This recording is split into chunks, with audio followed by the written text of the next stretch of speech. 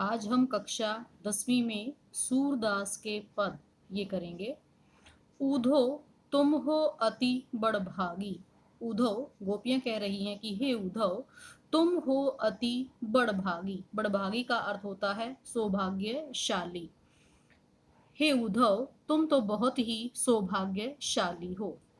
अपरस रहत स्नेह तगाते नाहिन मन अनुरागी। अपरस होता है निर्लिप्त, कि तुम उसमें युक्त नहीं हो। स्नेह प्रेम के तगा धागा। ते नाहिन मन अनुरागी, नाहिन और ना ही तुम्हारा मन है वो अनुरक्त है।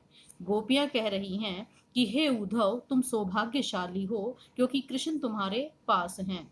और साथ में वो कह रही हैं अपरस रहत स्नेह तगा से, तगे धागा से, तो तुम प्रेम का जो धागा है उससे भी निर्लिप्त हो, अर्थात श्री कृष्ण के प्रति प्रेम में तुम अनुरक्त नहीं हो। नाहिन मन अनुरागी, यहाँ तक कि तुम्हारे मन में भी कृष्ण के प्रति प्रेम नहीं है। तुम्हारा नाहिन मन अनुरागी, तुम्हारा मन भी उसमें अनुरक्त नहीं है।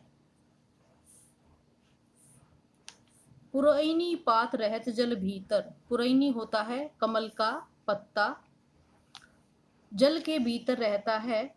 जो गोपियां हैं वो कह रही हैं कि जैसे कमल का जो फूल है वो जल के अंदर रहता है, लेकिन फिर भी तारस देह न दागी, उनका जो शरीर है उसके ऊपर उस रस अर्थात जल के एक निशान भी नहीं गिरता। अर्थात जो कमल का फूल है उसको जल स्पर्श नहीं कर पाता, वैसे ही श्री कृष्ण का प्रेम तुम्हें स्पर्श नहीं कर पाया। जो जल मह तेल की गागरी, बूंद ने ताको लागी। आगे वो कहती हैं कि जिस प्रकार तेल की जो गागरी होती है, तेल जिस पे लगा हुआ है ऐसा घड़ा, जल के अंदर रहने पर भी बूंद ने ताको लागी, उनको बूंद नहीं लगती है। अर्थात तेल के घड़े के ऊपर अगर पानी की बूंद गिर जाए तो उन्हें वो स्पर्श नहीं करती हैं, वैसे ही श्री कृष्ण का प्रेम तुम्हें स्पर्श नहीं कर पाया है।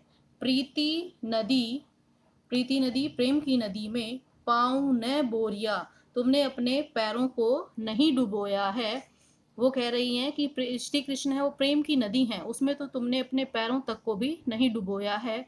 दृष्टि न रूप परागी, और न ही उनके प्रेम में तुम्हारा मन है वो अनुरक्त हो पाया है, कि श्री कृष्ण के रूप सौंदर्य से तुम्हारी आंखें हैं वो अनुरक्त नहीं हुई हैं, और ना ही उसके प्रति तुमने अपने प्रेम में अपने पैरों को डुबोया है। सूरदास अबला हम बोरी, अबला होती हैं भोली स्त्रियां। सूरदास कहते हैं कि गोपियां हैं उद्धव से कह रही हैं कि हम तो भोली हैं, भोली भाली अबला नारियां हैं, और हमारी स्थिति तो श्री कृष्ण के प्रति वैसी ही है जैसे गुड़ के अंदर चींटी की स्थिति होती है, कि चींटी है वो गुड़ में धस जाती है और वहीं पर अपने प्राण त्याग देती है।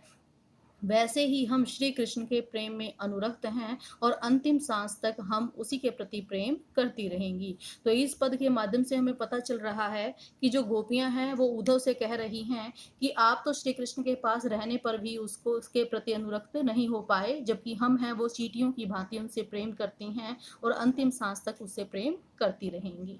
धन्यवाद।